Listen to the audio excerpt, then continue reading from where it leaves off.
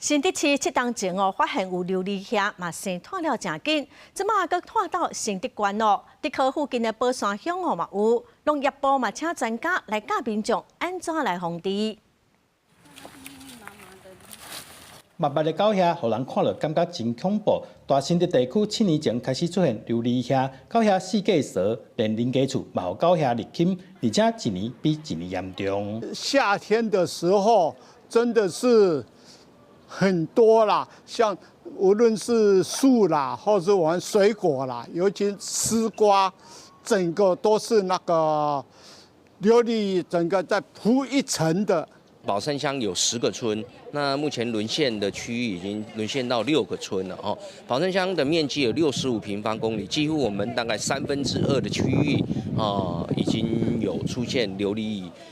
的大肆泛滥的状况。希望民众有一个良好的一个生活那我们也能够确实的防止琉璃的更加的一个泛滥。专家指出，琉璃虾是台湾本土的品种，由于探种速度紧，常常会造成农业损失，影响民众的生活品质。希望透过示范来提升防治能力。油熊琉璃有5个罩门，第一个罩门就是怕阳光直射，第二个罩门就是怕雨水的冲刷，第3个罩门就是它怕粉状物第4个罩门是怕胶状物，所以我们在居家周围撒一些的国际上很推荐防治蚂蚁的，就是细藻土。另外第5个罩门就是怕油状物